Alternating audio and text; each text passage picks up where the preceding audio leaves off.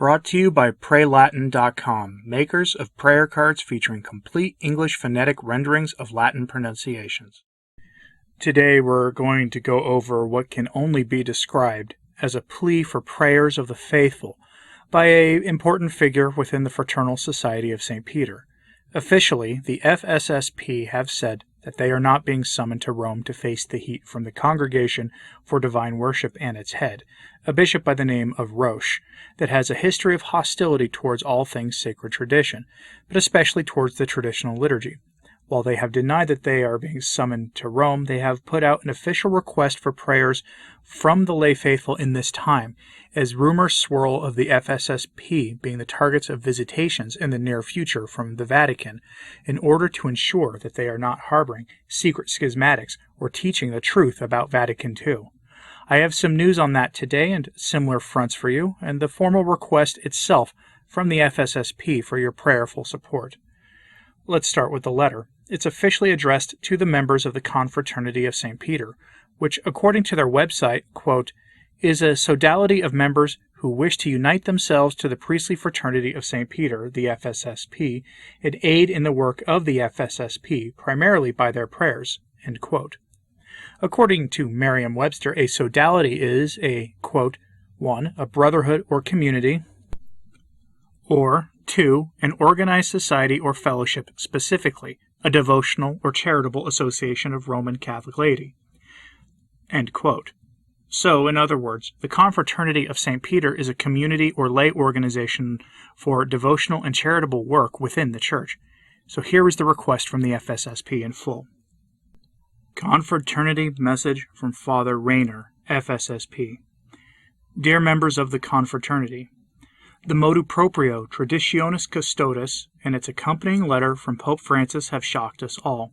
We have not yet been informed of any definitive decisions regarding the future of the priestly fraternity of St. Peter and its apostolates.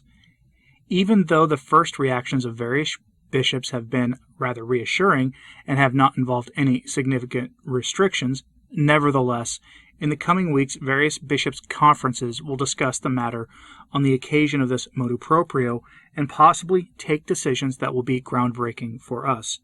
The Roman Congregation for Religious Orders, which in the future will be responsible for us instead of the Ecclesia Dei Commission, will also begin its work in a few weeks, and will also make the decisions concerning the priestly fraternity of St. Peter.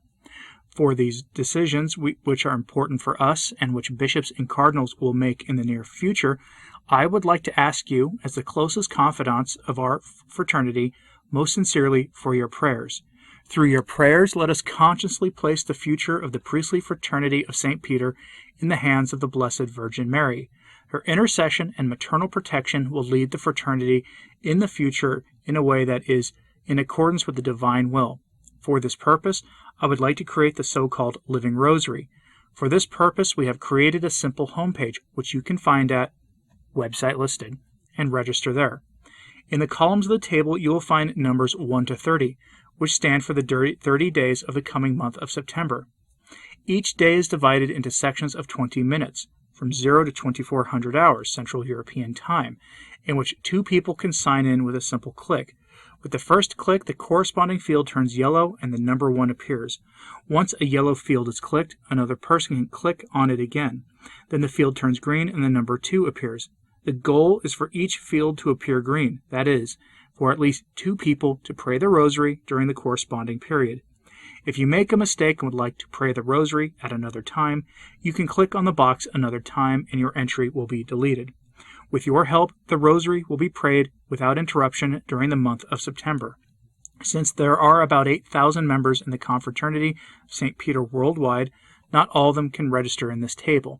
But even if all the fields of the table are already set to green, I would like to ask all the other members of the Confraternity who could not register to participate by praying at least 1 rosary. The times of the table rows are given according to Central European Time, which is Berlin. Each member should calculate the time difference himself according to his place of residence. I would ask that the American members predominantly adopt the European night hours. Not all members of the Confraternity have internet access or can be reached by email. If you know of any such members, I would ask that you pass this prayer request on to them. It would be beautiful if we could succeed in continuously assailing heaven with about 8,000 rosaries prayed during the month of September.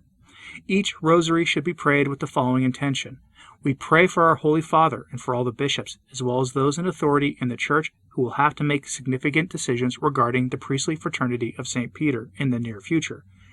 We pray for all the priests and seminarians of the priestly fraternity of St. Peter, that they may continue to carry out their ministry in the Church with fidelity, reverence, and obedience, giving guidance to the faithful through a clear ecclesial and humble attitude.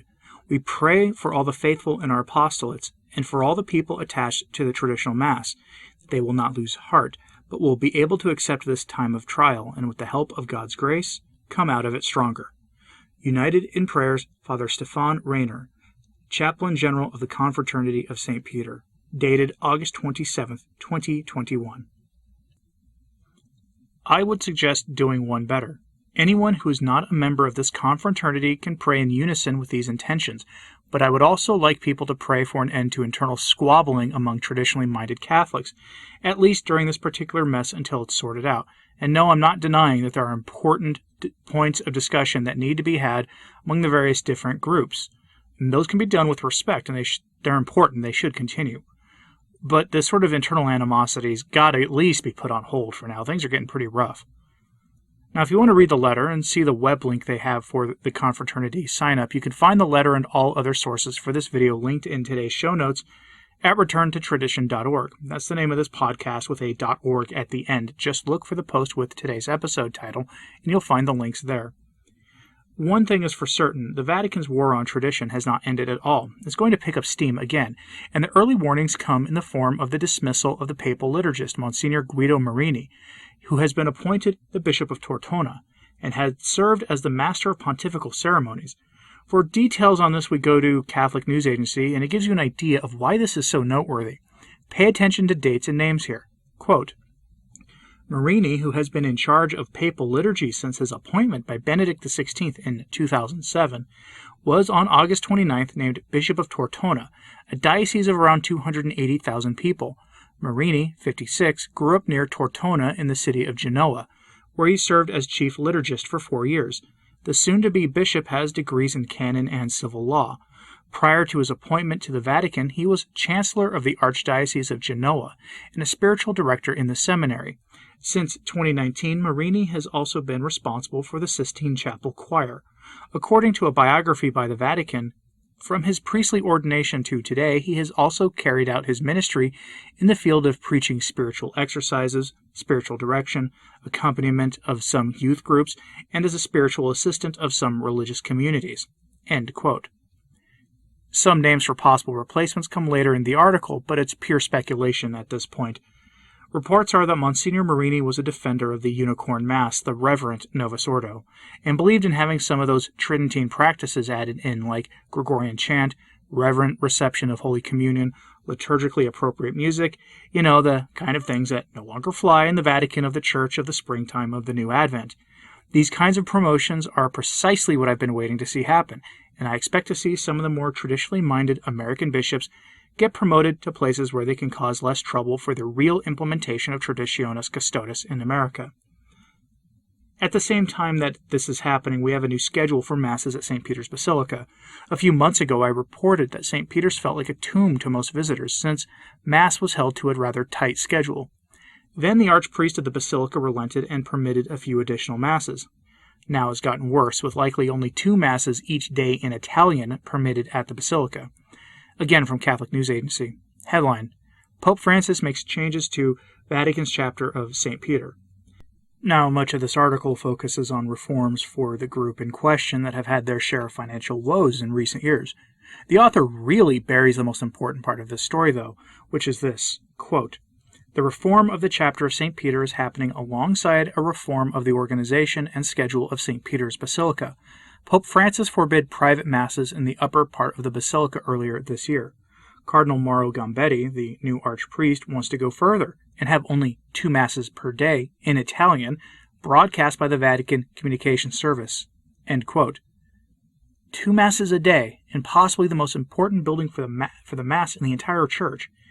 That's astonishing. That tells you a lot about the priorities of Papa Francis.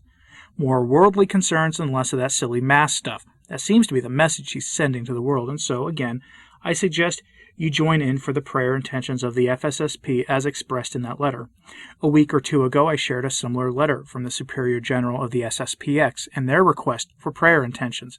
The message seems to be clear. Pray for the preservation of sacred tradition and the traditional liturgy, and pray for the Church in this storm. But that should be obvious.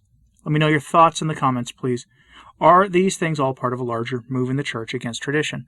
Let me know, and like and subscribe if you haven't. It really does help. As always, pray for the Church. I'm Anthony Stine. Ave Maria.